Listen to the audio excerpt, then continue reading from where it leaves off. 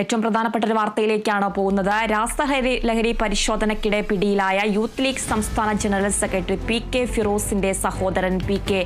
ബുജൈറിന് ജാമ്യം നിഷേധിച്ചു. Kunnamangalam 1-ാം class magistrate കോടതിയാണ് ജാമ്യം നിഷേധിച്ചത്. വിവരങ്ങളുമായി അഭിന പി. ചിറക്കൽ ചേരുന്നുണ്ട്.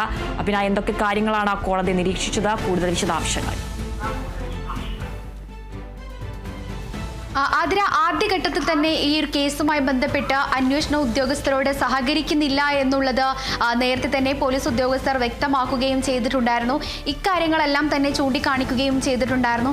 അതുകൂടാതെ തന്നെ പ്രോസിക്യൂഷൻ പ്രധാനമായും ബാധിച്ച ഒരു കാര്യമെന്ന് പറഞ്ഞിട്ടുണ്ടെങ്കിൽ ഈ കേസുമായി ബന്ധപ്പെട്ട് കൂടുതൽ ആളുകളെ, അതായത് കൂടുതൽ പ്രതികളെ അല്ലെങ്കിൽ മറ്റുള്ള ആളുകളെ സ്വാധീനിക്കാൻ സാധ്യതയുണ്ട് എന്നുള്ളതാണ് പ്രോസിക്യൂഷൻ പ്രധാനമായും ബാധിച്ചിട്ടുണ്ടായിരുന്ന ഒരു കാര്യം. ഇക്കാര്യങ്ങളെല്ലാം തന്നെ അംഗീകരിക്കുന്ന രീതിയിലാണ് കോടതി വിധി പറഞ്ഞിരിക്കുന്നത് എന്നുള്ളതാണ് ഈ ഒരു ഘട്ടത്തിൽ മനസ്സിലാക്കാൻ സാധിക്കുന്നത്. അതായത് ഈ കേസിൽ നേരത്തെ അറസ്റ്റിലായ റിയാസിന്റെ മൊബൈൽ ഫോണിൽ നിന്നും ഇരുവരുടെയും ഒരു വാട്സ്ആപ്പ് ചാറ്റുകളും അതോടൊപ്പം തന്നെ ഓഡിയോ സന്ദേശങ്ങളടക്കം പോലീസ് കണ്ടെത്തുകയും ചെയ്തിട്ടുണ്ടായിരുന്നു. ഇതിന് പിന്നാലെ ബുജൈറിന്റെ ഫോൺ അടക്കം പരിശോധിക്കാം എന്നുള്ള നിലയിലേക്ക് എത്തിയപ്പോൾ പോലും ബുജൈർ ഒരു തരത്തിലും ഈ കേസുമായി ബന്ധപ്പെട്ട് അല്ലെങ്കിൽ അന്വേഷണ ഉദ്യോഗസ്ഥരോട് യാതൊരു തരത്തിലും സഹകരിക്കുന്നില്ല എന്നുള്ളത് നേരത്തെ തന്നെ വ്യക്തമാക്കുകയും ചെയ്തിട്ടുണ്ടായിരുന്നു. ഇക്കാര്യങ്ങളാണ് പ്രധാനമായും കോടതിയിൽ വാദിക്കുകയും ചെയ്തിട്ടുണ്ടായിരുന്നത്. എന്നാൽ പ്രതിക്ക് വേണ്ടി ഹാജരായ വക്കീൽ മറ്റു കാര്യങ്ങളാണ് ഉന്നയിച്ചിട്ടുള്ളത്. അതായത് ഇത് CPIMന്റെ തന്ത്രമാണ് എന്നുള്ളതാണ് കോടതിയിൽ പ്രധാനമായും വാദിച്ചിരിക്കുന്നത്. കൂടാതെ ഈ കേസുകളെല്ലാം തന്നെ രാസലഹരി ഉപയോഗിച്ചു അല്ലെങ്കിൽ ഈ ഉപകരണങ്ങളെല്ലാം കണ്ടെത്തി എന്ന് പറയുന്നതെല്ലാം കെട്ടിച്ചമച്ച കഥകളാണ് എന്നുള്ളതാണ് പ്രധാനമായും ഈ പ്രതിക്ക് വേണ്ടി ഹാജരായ ബുജൈറിന്റെ വക്കീൽ പ്രധാനമായും വാദിച്ച ഒരു കാര്യം. പക്ഷേ ഇതെല്ലാം തള്ളുന്ന ഒരു ഘട്ടം തന്നെയാണ് ഉണ്ടായിരുന്നത്.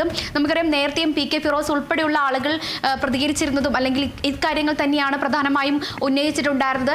ചില CPM നേതാക്കളുടെ തന്ത്രപരമായ കാര്യങ്ങളാണ് ഇവിടെ നടന്നിട്ടുള്ളത് എന്നുള്ളത് നേരത്തെ തന്നെ പി.കെ. ഫിറോസ് അടക്കം പറയുന്ന ഒരു ഘട്ടവും ഉണ്ടായിരുന്നു. പക്ഷേ ഇക്കാര്യം തന്നെയാണ് പ്രതിക്ക് വേണ്ടി ഹാജരായ വക്കീലും ഉന്നയിച്ചിരിക്കുന്നത്. പക്ഷേ ഇക്കാര്യങ്ങളെല്ലാം തന്നെ തള്ളുന്ന ഒരു ഘട്ടം തന്നെയാണ് ഉണ്ടായിരിക്കുന്നത്. ഏതായാലും ഇനിയും ബുജൈർ തുടരും എന്ന് അല്ലെങ്കിൽ ജയിലിൽ തുടരും എന്നുള്ളതാണ് നമുക്ക് മനസ്സിലാക്കാൻ സാധിക്കുന്നത്. ശരി, രാസലഹരി പരിശോധനയ്ക്കിടെ പിടിയിലായ യൂത്ത് ലീഗ് സംസ്ഥാന ജനറൽ സെക്രട്ടറി പി.കെ. ഫിറോസിന്റെ സഹോദരൻ പി.കെ. ബുജൈറിന് ജാമ്യം നിഷേധിച്ചു. കുന്നമംഗലം 1-ാം ക്ലാസ് മജിസ്ട്രേറ്റ് കോടതിയാണ് ജാമ്യം നിഷേധിച്ചത്. അഭിന, തുടരുക. മറ്റൊരു വാർത്തയുടെ വിവരങ്ങൾ കൂടി അറിയേണ്ടതുണ്ട്.